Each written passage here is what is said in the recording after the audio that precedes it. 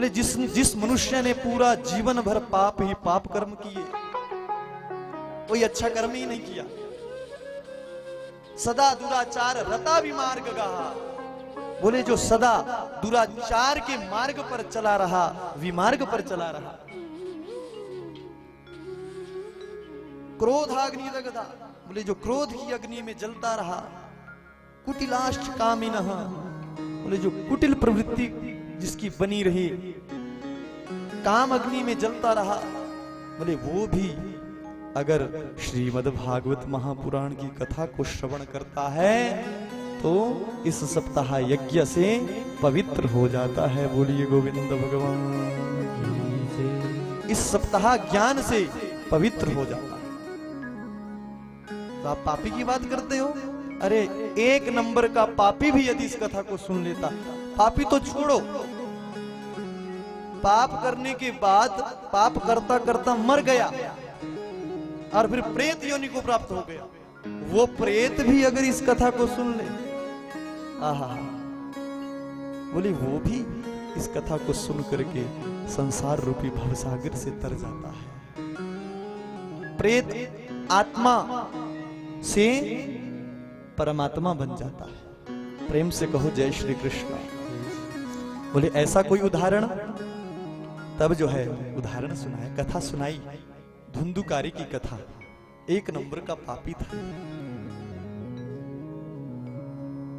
तुंगभद्रा तट के ऊपर के किनारे एक गांव बसता है, बड़ा सुंदर गांव, जिसमें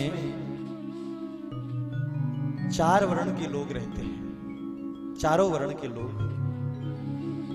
और सभी वर्ण अपने अपने कर्म में तत्पर रहते हैं, सत्य कर्म में तत्पर रहते हैं, जो जिसका कर्म है उसी में ही रहते हैं। इसी गांव में रहते थे पंडित आत्मदेव शास्त्री जी। प्रेम से कहो जय श्री कृष्ण। ध्यान से सुनना, आत्मदेव शास्त्री जी रहते थे। अब इनका स्वभाव बड़ा सुंदर, बड़ा सुशील, बड़ा सज्जन, लेकिन ठीक विपरीत स्वभाव की इनकी धर्मपत्नी, नाम है धुंधुली देवी। स्वभाव कैसा, भागवत जी में एक श्लोक में लिखा है, कैसा स्वभाव है धुंधुली का। लोक वारता रता क्रूरा, प्रायशो बहुजल्पिका, शूरा च गृहकृतेषु, कृपणा कल प्रिया। आहा, शब्दों पर ध्यान देना, कैसी थी ये। बोले लोक वार्ता रता। लोक वार्ता करने वाली कौन होती है? लोक वार्ता का अर्थ है कि चुगली करना, लोगों की चुगली करते रहना। धुंधुली का स्वभाव है, ध्यान देना। लोक वार्ता रता, सदा लोगों की चुगली करती। क्रूरा, दूसरा विशेषण क्या लगाया? बोले क्रूर स्वभाव की थी। तीसरा विशेषण प्रायशो बहुजल्पिका, बहुत बोलने वाली, अपने पति देवता को तो बोलने ही नहीं देती थी। बहुत सज्जन थे। आत्मदेव अपने मन की बात किसी को बताना चाहे, अजी आपको नहीं लगता पता, आप चुप रहो, आप बहुत सीधे हो, आप पीछे रहो। अपने पति देवता को पीछे को धकेलती, बहुत बोलने वाली, प्राय अधिक बोलने वाली। शूरा च गृहकृत्येषु, अब ये तो एक गुण लगता है। बोले घर के काम में बड़ी शूरवीर थी, घर का काम अच्छे से करती थी, पर अपने ही घर का करती थी। दूसरे के यहाँ करना हो किसी के घर में तब नहीं करती थी ये कुछ भी, लेकिन अपने घर में करती थी बढ़िया काम। और क्या विशेषण लगाया? कृपणा, बोले एक नंबर की कंजूस थी। इतनी कंजूस थी कि घर में कभी ननद आ जाती ना, आत्मदेव की प्रिय बहन, उसे दक्षिणा भी नहीं देती थी, जाती थी जब घर को। प्रेम से कहो जय श्री कृष्ण। इतनी कृपा। और अंतिम विशेषण लगाया कलह प्रिया, अंतिम विशेषण क्या लगाया? बोले जिसको क्लेश प्यारा था, क्लेश, कलह प्रिया। बस जहां पर लड़ाई होती वहां पर तो कूद जाती महाराज, एक दूसरे को लड़ाने को सबसे आगे ये धुंधली।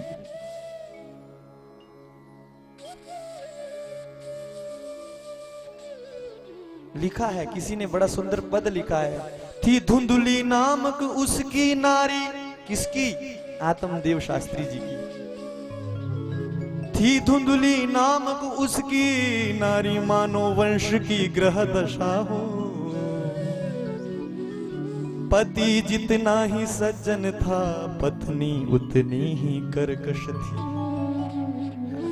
जितने सज्जन स्वयं, जितनी सुशील स्वयं आत्मदेव थे ना, उतनी ही कर्कश स्वभाव की, उतनी ही असज्जन स्वभाव की ये धुंधली थी। बहुत समय हो गया, शादी हुए को बहुत समय हो गया, ब्याह हुए बहुत समय हो गया, लेकिन घर में कोई संतान भी नहीं है।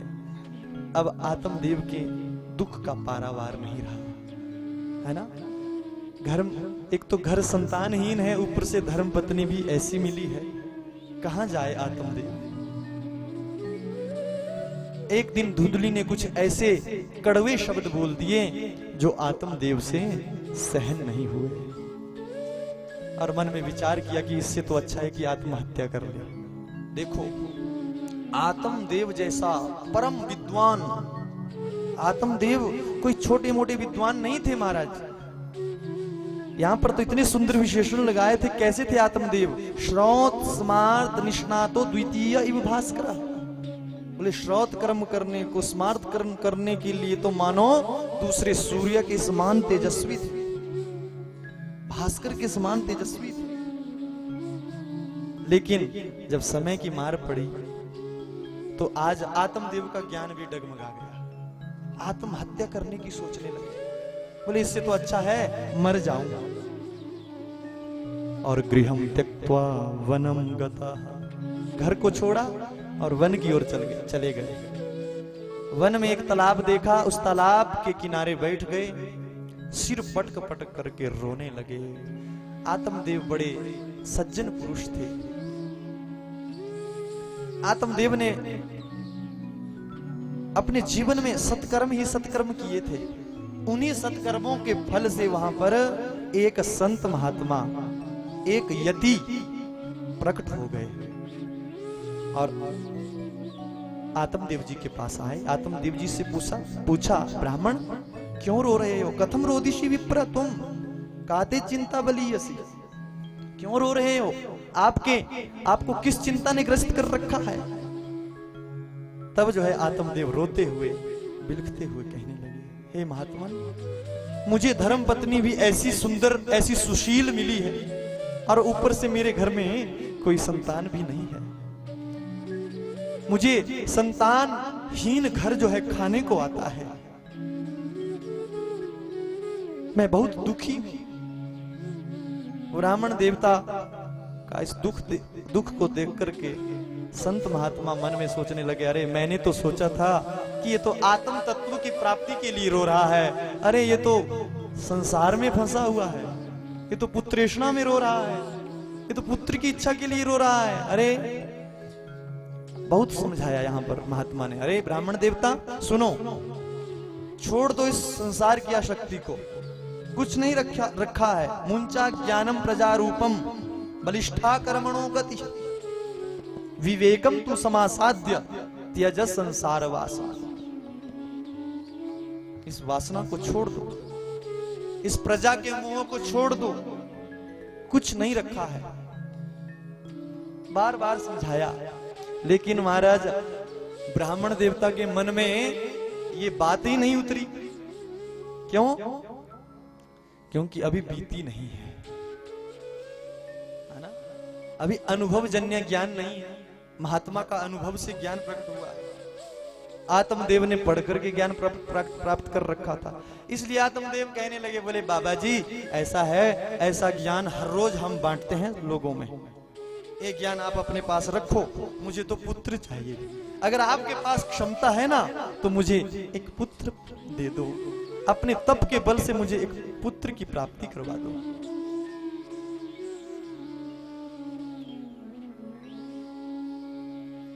यति भगवान को चुप करा दिया महाराज ब्राह्मण देवता ने। संत महात्मा सोचने लगे, अरे ये तो लोकेशना में फंसा है, पुत्रेशना में फंसा है, ये नहीं समझने वाला। यति भगवान वहां से जाने लगे, संत महात्मा वहां से जाने लगे। आत्मदेव और जोर से रोने लगे, बोले महात्मन मेरी पीड़ा का निवारण करते जाओ, मेरे दुख का निवारण करते जाओ। महात्मा कहते हैं, बोले देवता जी आपके मस्तक को मैंने देख लिया है, आपके प्रारब्ध में 7 जन्मावधि तव पुत्रो नहीं बचा, नहीं बचा। 7 जन्मों तक तुम्हारे भाग्य में पुत्र सुख नहीं है, पुत्र की प्राप्ति नहीं है। इस जन्म को तो छोड़ो। अब तो और भी सिर पटक पटक करके रोने लगे। अरे ब्राह्मण देव महात्मन आपने तो मेरी पीड़ा को 7 गुना और बढ़ा दिया। अब तो आपके सामने ही सिर पटक पटक करके मर जाऊंगा, आपके सामने ही अपने प्राणों की आहुति दे दूंगा। महात्मा जी सोचने लगे, अरे मैं तो फंस गया ब्राह्मण देवता के आगे। अब ये मेरे सामने मरेगा तो देखने वाले को भी तो पाप लगता है। संत दयालु होते हैं, संत हृदय नवनीत समाना।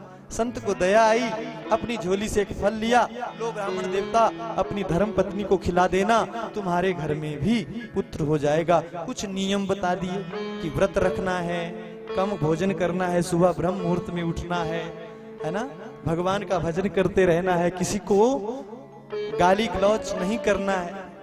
ये सब नियम दे दिए।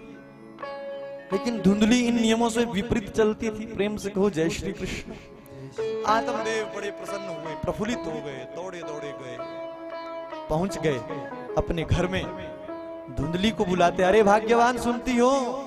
धुंधली सोचने लगी, अरे घर से तो ऐसे गए थे कि वापस ही नहीं आएंगे। इतनी कड़वी बोलती थी। प्रेम से कहो जय श्री कृष्ण।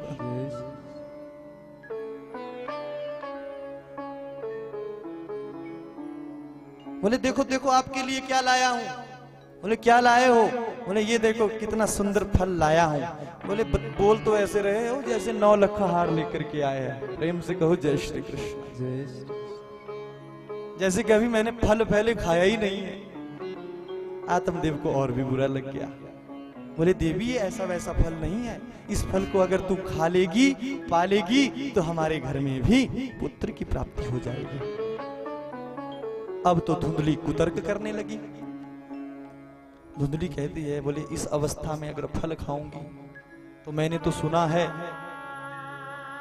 कि पुत्र को जन्म देती बार मां को असह्य वेदना होती है, पीड़ा होती है, कष्ट होता है, मृत्यु तुल्य कष्ट होता है। कुतर्क करने लगे। ब्राह्मण देवता ने फल थमा दिया, हाथ में दे दिया और वहां से चले गए, अपने काम में लग गए। लेकिन धुंधली कुतर्क कर रही है, बड़ी चिंतित हो गई। इतने में गांव की एक सहेली आ गई। ये धुंधली का भलाई चाहती थी। सहेली ने कहा, बोले बहन बड़ी दुखी लग रही हो, मुख पर 12 बजे हैं, क्या बात है? धुंधली कहती है, बोले बहन क्या बताऊं, मेरे पति देवता कोई एक ऐसी बीमारी लेकर के आए हैं, कहते हैं मैं इस फल को खा लूंगी तो मुझे पुत्र हो जाएगा। बोले और क्या चाहिए अगर ऐसा हो जाए? देखो तुम्हारे घर में बहुत दिनों से संतान नहीं है, तुम्हारे घर में तो कुछ ऐसा दोष है कि किसी गौ माता को भी ले आते हैं तो वो भी कुछ दिनों बाद एक बार बछड़ा देकर के फिर बांझ पड़ जाती है। पालो देवी, पालो बहन। बोले वो तो सब ठीक है, पर मैं सोचती हूं कि कहीं ये गर्भ मेरे पेट में कहीं 12 वर्ष सुखदेव की तरह रहा तो मैं तो मर जाऊंगी। बोले तू ऐसा उल्टा क्यों सोच रही है? देखो धुंधली, भगवान की कृपा से संत मिलन हुआ है, संत ने आपको ये फल दिया है, महात्मा ने फल दिया है, आप इस फल को पालो। थोड़ा विचार और किया। बोले वो तो सब ठीक है, पर मैं सोचती हूं कि गर्भ काल में है ना, मेरे घर में कहीं गलती से आग लग गई तो सब भाग जाएंगे, मैं तो भाग ही नहीं पाऊंगी। एवं कुतर्क योगेन तत्फलम नैव भक्षिता। ऐसा कुतर्क करते हुए धुंधली ने उस फल को नहीं खाया। और अंत में तो ऐसी बात कह दी, क्या कहा? बोले बहन, मेरा मानना तो ऐसा है कि बच्चे का पालन पोषण करने के लिए बड़ा कष्ट उठाना पड़ता है, बड़ी पीड़ा उठानी पड़ती है, स्वयं को गीले पर सोना पड़ता है, बच्चे को सूखे पर सुलाना पड़ता है। इससे तो मैं सोचती हूँ कि इससे तो मैं ऐसी ठीक हूँ, बांझ ही ठीक हूँ। आहा, इस देवी ने अपने कानों में उंगली डाली, उंगलियां डाली और वहां से दौड़ गई। बोले तुझसे तो भगवान ही बचाए धुंधली, तुझे जो अच्छा लगे सो कर, मैं तो चली। प्रेम से कहो जय श्री कृष्ण। अब चिंता में है, उतने में धुंधली की बहन आई। अब धुंधली की जो सगी बहन थी, ये धुंधली से भी 2 नंबर आगे थी, है ना। इसने बढ़िया विचार दिए। धुंधली को पूछा, बोले बहन बड़ी चिंतित लग रही हो, क्या बात है? बोले पति देव ये बीमारी लेकर के आए, कहीं से कहते इस फल को खा लूंगी तो पुत्र हो जाएगा। इसको चिंता हो गई। बोले अगर कहीं इसके पुत्र हो गया तो मेरे यहाँ पहले 8 है, 9वां होने वाला है। मैं तो सोच रही थी कि एक पुत्र इसको दे दूंगी, सारा माल अपना हो जाएगा। प्रेम से कहो जय श्री कृष्ण। ये अपने चक्कर में थी और अब भड़काना प्रारंभ किया। बोले धुंधली, ये संत महात्मा ऐसे ही कहते हैं, देखो तुम ऐसा करो, इस फल को गैया को खिला दो। तुम्हारे घर में बहुत दिनों से ये गैया मैया भी बांझ पड़ी है, संत के फल की परीक्षा भी हो जाएगी। और रही बात तुम्हारी, तुम अपने पति देवता से कह देना कि मैंने फल पा लिया है और मुझे संतान होनी है, पुत्र होना है, ऐसा कह देना। और ये जो मेरे 9वां पुत्र होने वाला है ना, इस पुत्र को मैं आपको दे दूंगी। हम किसी को पता भी नहीं कर चलने देंगे, बस तुम नाटक करती रहना और सारा मैं संभाल लूंगी। रही बात मेरे पति देवता की, उनको थोड़ा सा धन दे देना, उनका मुंह मैं बंद करा दूंगी। प्रेम से कहो जय श्री कृष्ण। हो गई सलाह। बोले हाँ बहन, तू ठीक कहती है, तू मेरे हित की बात करती है। प्रेम से कहो जय श्री कृष्ण।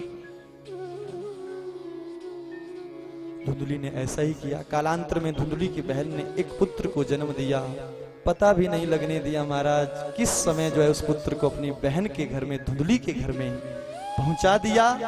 और उस फल के प्रभाव से गैया मैया ने भी एक सुंदर पुत्र को जन्म दिया। बड़ा सुंदर है महाराज, इसके जो कान है ना वो गऊ के बछड़े की तरह है, और जो सारा सर्वांग है, शरीर है, वो मनुष्य की आकृति का है। आत्मदेव को जब ये किलकारियां सुनाई दी बच्चों की तो बड़े प्रसन्न हुए। आत्मदेव के भाग्य की सराहना आज सारा गांव करने लगा। अरे देखो, आत्मदेव के घर में पहले कोई पुत्र नहीं था और जब भगवान ने दिया तो गैया मैया को भी पुत्र दे दिया। अरे ऐसा अद्भुत दृश्य तो हमने आज तक नहीं देखा। क्या अद्भुत दृश्य है। आत्मदेव भी फूले नहीं समा रहे हैं। आत्मदेव ने अपने दोनों बालकों के संस्कार किए। तो पहले तो आत्मदेव अपने पुत्र का नाम रखना चाहते हैं, जो धुंधली का पुत्र है। धुंधली का नहीं है लेकिन नकली पुत्र है ना, ये आप जानते ही हैं। तो नामकरण संस्कार करने लगे तो धुंधली मैया तो बिगड़ गई। बोले देखो, 9 महीने पेट में मैंने रखा है ना, इतनी पीड़ा मैंने सहन की, कष्ट मैंने सहन किया, और जब नाम की बात आई तो कहते हैं कि नाम मैं रखूं। बिगड़ गई। आत्मदेव कहते हैं अच्छा अच्छा ठीक है देवी, आप ही नाम रख लो, आप ही धर लो। बोले मेरा नाम है धुंधली, मैं अपने पुत्र का नाम रखूंगी धुंधुकारी। प्रेम से कहो जय श्री कृष्ण। आत्मदेव ने कहा ठीक है, जैसी आपकी इच्छा। और जो गाय के पुत्र हुआ था उसका नाम गोकर्ण रखा, क्योंकि इसके कान जो है वो गऊ के बछड़ी की तरह है, इसलिए गोकर्ण रखा। अब दोनों बालक जो है कालांतर में बड़े हुए। तो महाराज इन दोनों का स्वभाव कैसा है? गोकर्ण पंडितो ज्ञानी, धुंधुकारी महाखला। गोकर्ण तो पंडित ज्ञानी बन गए और धुंधुकारी महादुष्ट बन गया। जैसे बड़ा होने लगा ना ये, तो बचपन से इसकी ऐसी शरारतें हैं महाराज। हाँ? कभी तो किसी बच्चे की बाजू तोड़ देता है। ठीक है, बच्चा शरारत करता है, लेकिन छोटी मोटी शरारत करता है, लेकिन ये तो शरारत भी ऐसी करता है, किसी की बाजू तोड़ देता है, किसी को धक्का लगा देता है, किसी को नदी नाले में फेंक देता है। थोड़ा बड़ा और हुआ तो नशे करने लगा, नशे को लग गया महाराज, मदिरा का पान करने लगा।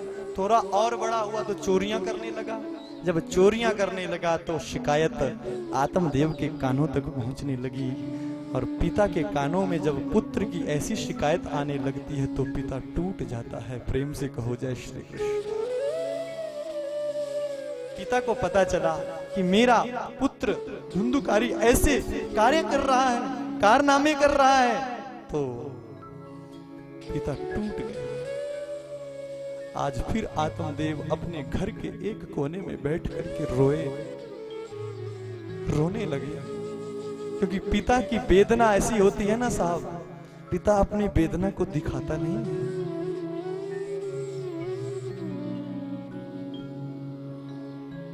रोने लगे।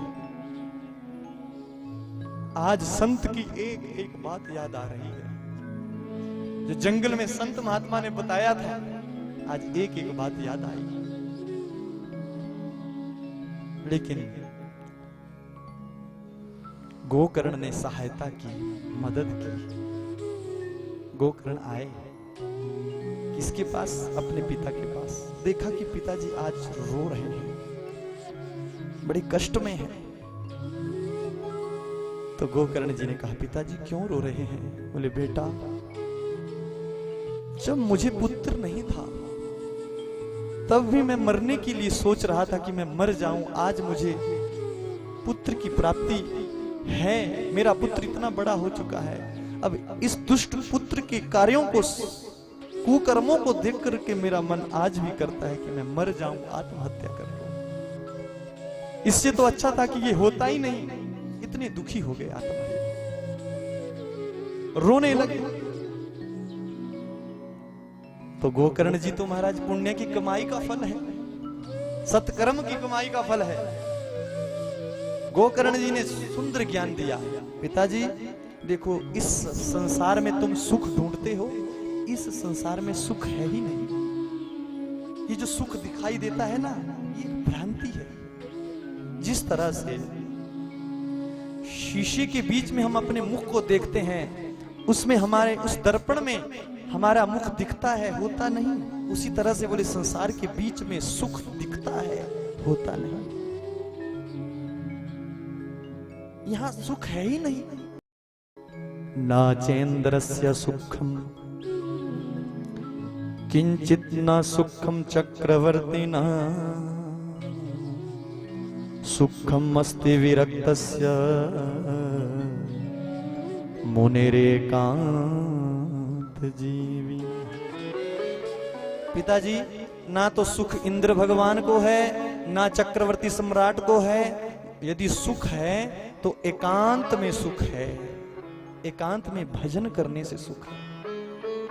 छोड़ दो जो ज्ञान वहां संत महात्मा ने दिया था जंगल में, वही ज्ञान आज गोकर्ण जी ने अपने पिता को दिया। लेकिन आज ज्ञान उतर रहा है, फिर ज्ञान बरसाया। फिर कहने लगे 2 श्लोकों में, गोकर्ण गीता इसे श्रीमद् भागवत महापुराण में कहते हैं, 2 श्लोकों में सुंदर ज्ञान दिया। देहे स्थिमास रुधिरे भिमतिम त्यजत्वम, जाया सुता दिशु सदा ममता विमुंच, पश्यानिशं जगदिदं क्षणभंगनिष्ठं,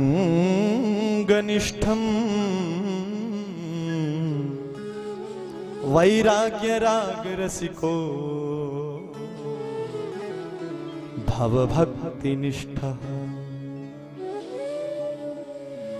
धर्मं भजस्व सततं त्यज लोक धर्मा,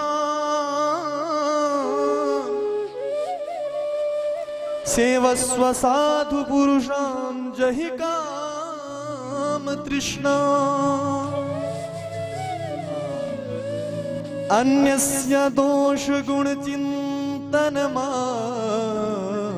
मुक्त्वा, सेवा कथा रसम हो नितरां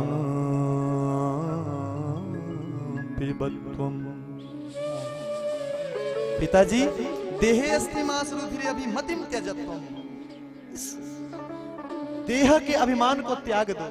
ये मांस से, रुधिर से, स्नायु से, हड्डियों का ढांचा है। ये मांस रुधिर से सना हुआ है, गंध से भरा पड़ा है। ये शरीर छोड़ो, इसकी आसक्ति को छोड़ो। बहुत मार्मिक ज्ञान दिया है। जाया सुतादिषु सदा ममतां विमुंच। ये मेरी पत्नी, ये मेरा पुत्र, ये मेरा घर, इस आसक्ति को त्याग दो। इस अहमता और ममता की रस्सी को काट दो। पश्यानिशम जगदिदम। इस जगत को देखो, ये एक क्षण में भंग होने वाला है, नष्ट होने वाला है। धर्मम भजस्व सततम। धर्म का भजन करो, सत्कर्म को जानो, धर्म को जानो। त्यज लोक धर्मान। और लोक धर्म को त्याग दो। कुछ नहीं रखा है संसार में। और क्या कहा? सेवस्व साधु पुरुषां जहि काम तृष्णा। तृष्णा का त्याग कर दो, साधु पुरुषों की सेवा में लग जाओ। आहा, क्योंकि संत के बिना भगवंत की प्राप्ति नहीं हो सकती है ना। संत के बिना भगवंत की प्राप्ति नहीं हो सकती। इसलिए हे पिताजी, साधु पुरुषों की सेवा करो और तृष्णा का त्याग कर दो। और एक बात और कही महाराज, बड़ी प्यारी बात है, ये हमें भी सीखनी चाहिए। क्या? अन्यस्य दोष गुण चिंतनम आशु मुक्त्वा। बोले दूसरों के दोष देखना भी बंद करो, गुण देखना भी बंद करो। ऐसा नहीं कहा कि दोष देखना बंद करो, दोनों को कहा। बोले दूसरों के ना गुण देखो ना दोष देखो, क्योंकि दोष देखोगे तो द्वेष पैदा होगा और गुण देखोगे तो राग पैदा होगा। और ये दोनों ही फंसाने वाले हैं। बंधन तो बंधन है, चाहे वो सोने की जंजीर का बंधन है, चाहे लोहे की जंजीर का बंधन है। अब कोई जेल में है और हथकड़ी सोने की लगी है, फिर वो कहे कि मैं बड़े आनंद में हूं, ऐसा थोड़ी ना होगा। भले ही हथकड़ी सोने की है लेकिन है तो बंधन में। वैसे ही बोले अन्यस्य गुण दोष चिंतनम आशु मुक्त्वा। दूसरों के गुण और दोषों को देखना बंद करो, इससे मुक्त हो जाओ। और सेवा कथा रसम हो नितरां पिबत्वम्। कथा में आ जाओ, कथा का लाभ लो, साधु संतों की सेवा करो, सत्संग की प्राप्ति करो, सत्संग में लग जाओ। बस इतना कहना था।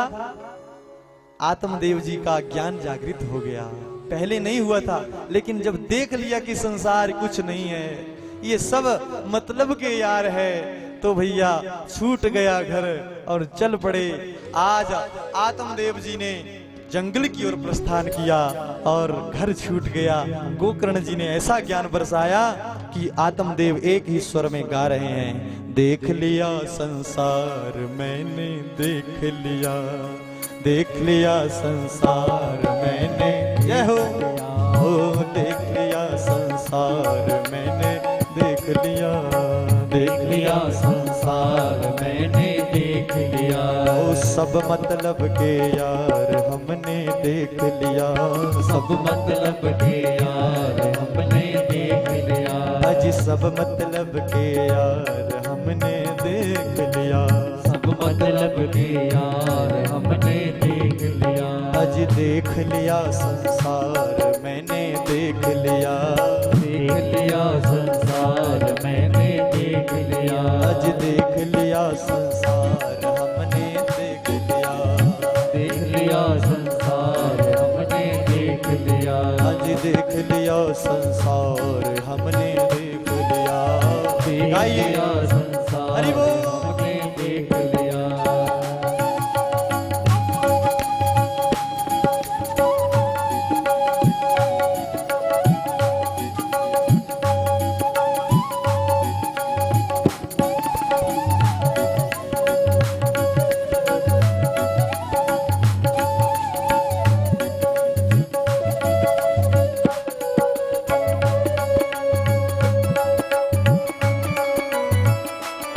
बोले संसार कब तक साथ चलता है। बड़े प्यारे शब्द है, संतों की वाणी है ना। संसार कब तक साथ निभाता है। अरे तन निरोग धन जेब में जब तक, तन निरोग धन जेब में जब तक, ओ तन निरोग धन जेब में जब तक, तन निरोग धन जेब में जब तक, मन से सेवा करोगे तब तक, मन से सेवा करोगे तब तक, ओ मन से सेवा करोगे तब तक, मन से सेवा करोगे तब तक, ओ मन से सेवा करोगे तब तक, मन से सेवा करोगे तब तक, हाँ मन से सेवा करोगे तब तक, मन से सेवा करोगे तब तक। अरे मानेगा परिवार हमने देख लिया, मानेगा परिवार हमने देख लिया, अज देख लिया संसार हमने देख लिया, देख लिया संसार हमने देख लिया, अज देख लिया संसार मैंने देख लिया, देख लिया संसार हमने देख। श्री हरि।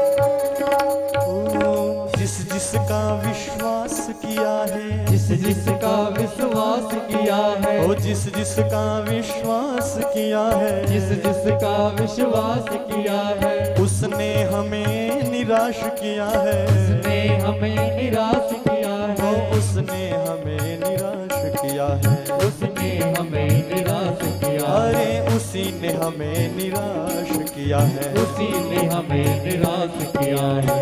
बनकर रिश्तेदार हमने देख लिया, बनकर रिश्तेदार हमने देख लिया, आज बनकर रिश्तेदार हमने देख लिया, बनकर रिश्तेदार हमने देख लिया, आज देख लिया संसार मैंने देख लिया, देख लिया संसार मैंने देख लिया, देख लिया संसार मैंने देख लिया, देख लिया संसार मैंने देख लिया, आज देख लिया संसार हमने देख लिया। देख लिया संसार हरि बोल, हमने देख श्री राधे।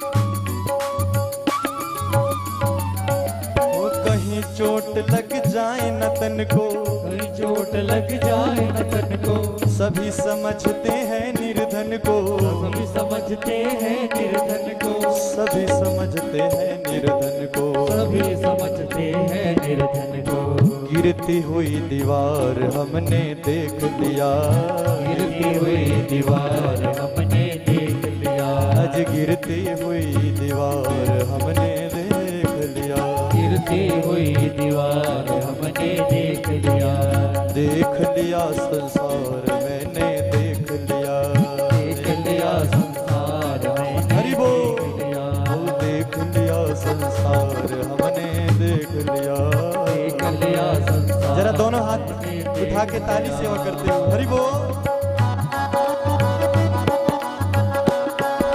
संत भगवान की जय हो।